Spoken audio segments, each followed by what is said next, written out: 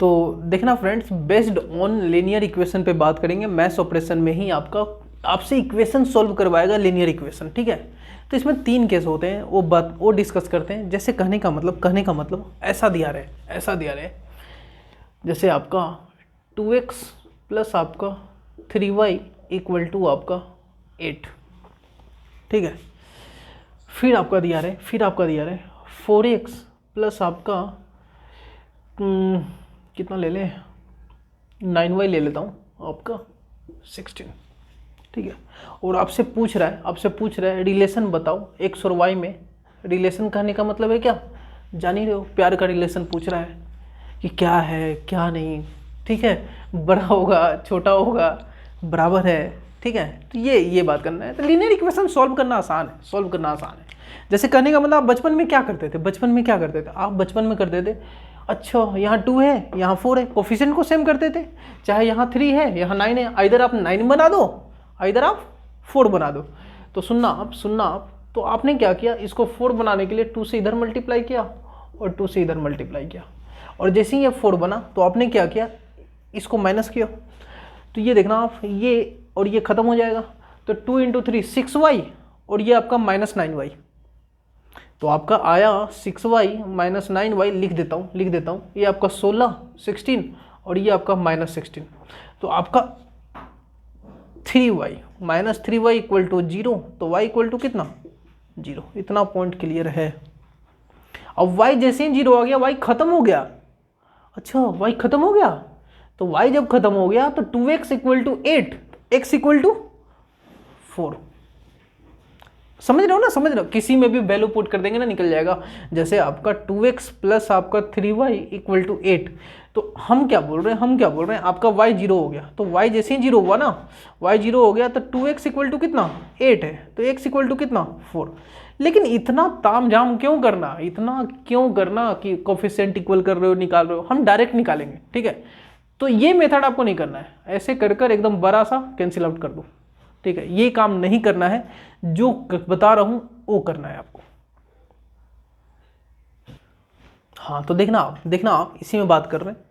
अगर मैं बोलूं कि कोफिशिएंट ऑफ x, ये क्या है, कोफिशिएंट ऑफ x, ये क्या है, कोफिशिएंट ऑफ y। यहाँ भी कोफिशिएंट ऑफ y 9 है, यहाँ कोफिशिएंट ऑफ x क्या है 4, और ये क्या है आपका। तो आप बोलोगे सर ये कांस्टेंट है, कांस्टेंट।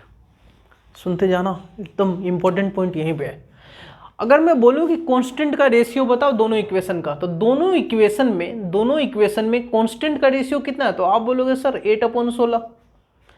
यहां पे अगर बोले कि कोफिशिएंट ऑफ y का रेशियो बताओ तो 3/9, और कोफिशिएंट ऑफ x का रेशियो बताओ दोनों इक्वेशन में, तो आप बोलोगे सर 2/4, ठीक है।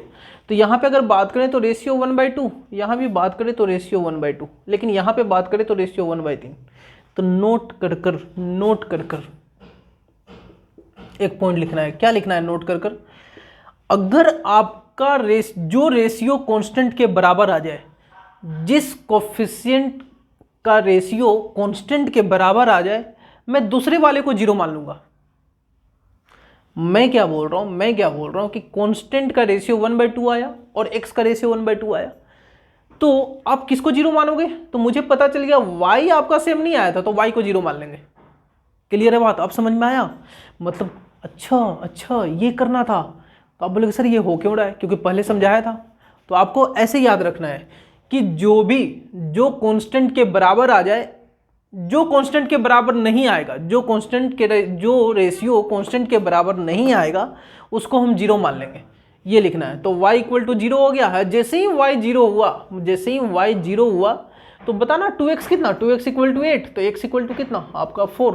तो बताना कौन बड़ा, तो आप बोलोगे sir x greater than y। बस यही काम करना है, आंखों से आंसर आएगा, ठीक है। तो एक क्वेश्चन दे रहा हूं मैं, एकदम 100% बनेगा, पहले आप इसे लिखना। हाँ तो देखना इस क्वेश्चन पे बात करते हैं। कांस्टेंट का रेशियो, तो हमारा खोपड़ी खुला, अरे ये तो लीनियर इक्वेशन का क्वेश्चन है, ठीक है। क्लियर है बात। तो कांस्टेंट का रेशियो जैसे ही दिखा तो मुझे दिख गया भाई 2:1, 2/1। यहाँ पे रेशियो y का कितना 2:1, 2/1, लेकिन x का रेशियो डिफरेंट है, मतलब x क्या हो गया 0। तो x 0 हो गया तो y कितना, तो तो x 0 तो खत्म, 4y इक्वल टू 8, तो y इक्वल टू कितना, तो आपका y इक्वल टू 2, तो बताना कौन बड़ा, तो x लेस देन y, बस ये काम करना है, ठीक है। तो लिखना आप इसे।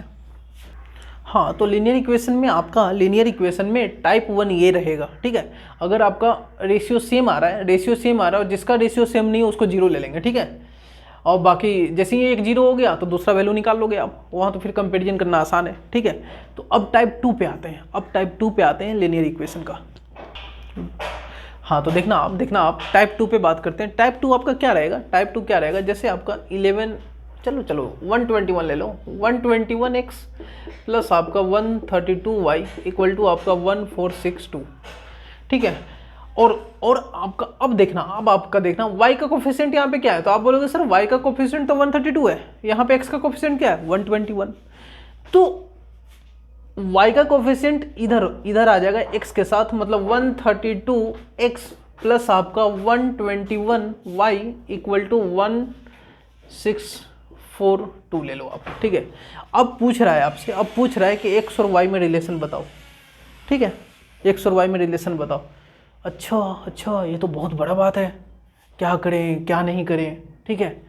दिमाग चल रहा होगा, क्या करेंगे कि इसके कोफिशिएंट को इक्वल कर देते हैं, लेकिन नहीं, कोफिशिएंट को इक्वल करने जाएंगे तो इतना मल्टीप्लिकेशन कौन करेगा, मेन तो ये पंगा है, ठीक है।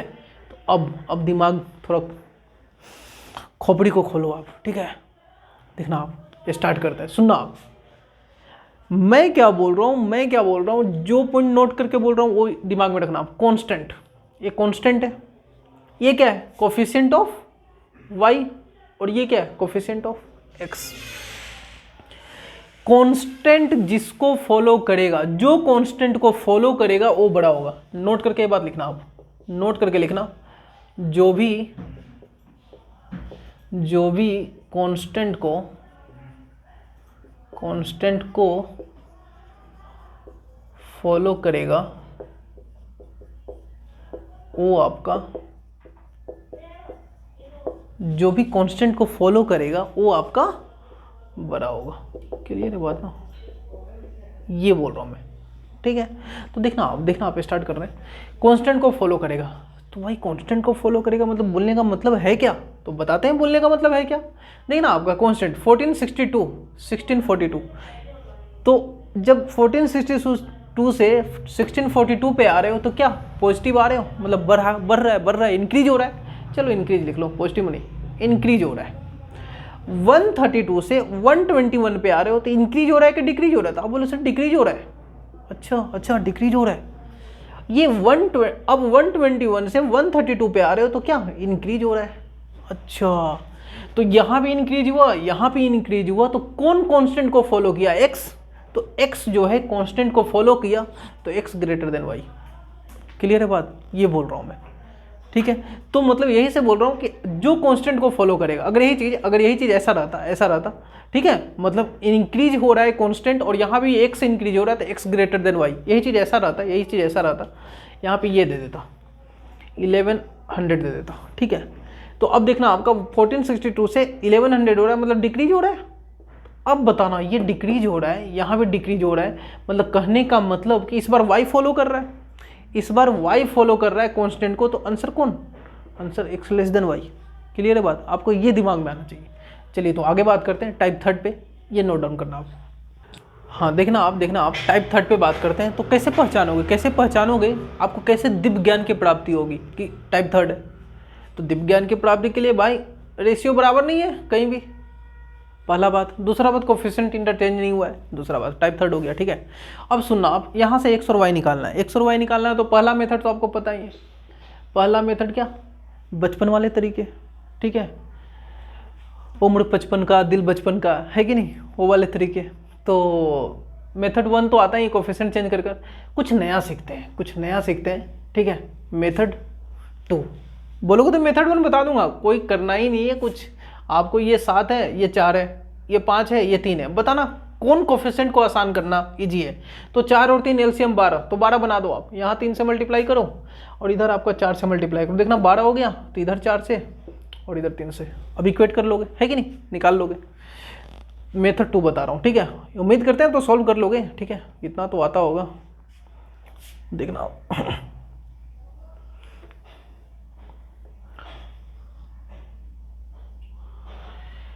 मेथड 2 बात कर रहे हैं, ठीक है। ये इक्वल टू है तो इसको एक जगह ले आते हैं, तो इधर आएगा तो -3 इक्वल टू 0, ठीक है। ये इक्वल टू है तो एक जगह ले आते हैं, ये आपका आएगा -3 इक्वल टू 0।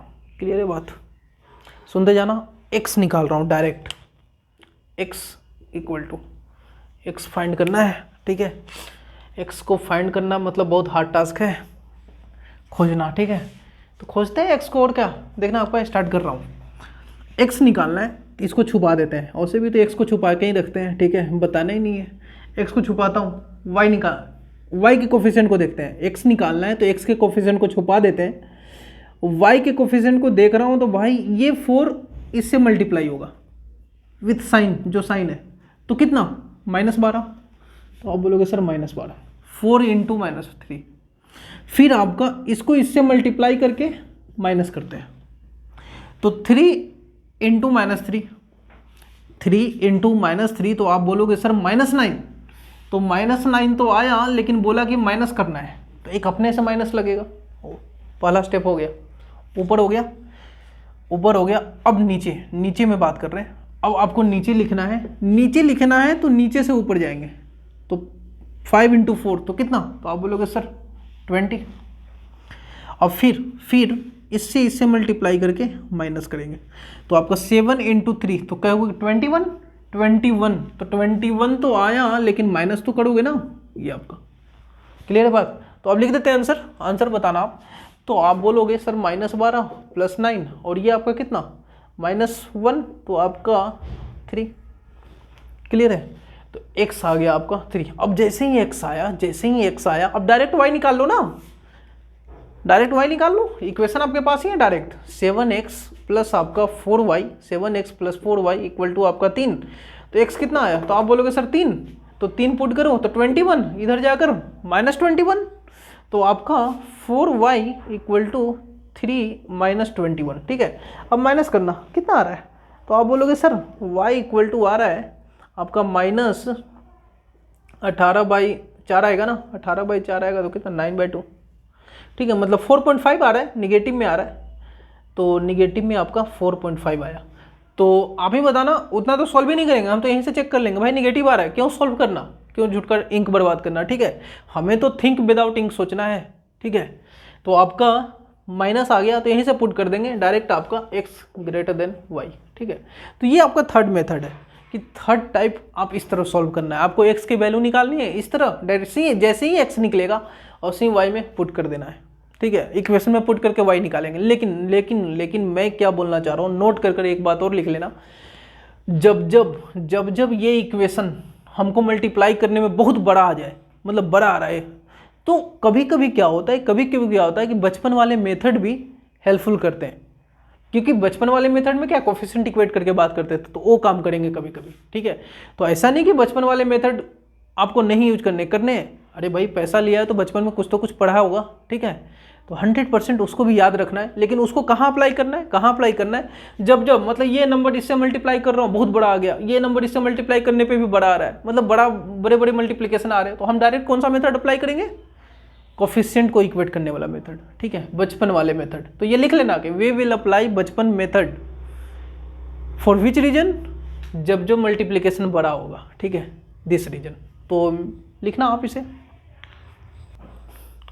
देखना आप इस क्वेश्चन पे बात कर रहे हैं, तो ये आपका रेशियो कितना है, 2-3, कहाँ रेशियो 2-3 बन रहा है, नहीं मतलब क्या वही टाइप थर्ड जा रहा है, ठीक है।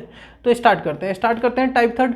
तो भाई इक्वल टू जीरो रखना है, तो ये आपका +6 है, शिफ्ट कर दो, जब छलांग मारा =0। अरे भैया तुम भी छलांग मार रहे हो, =0, ठीक है।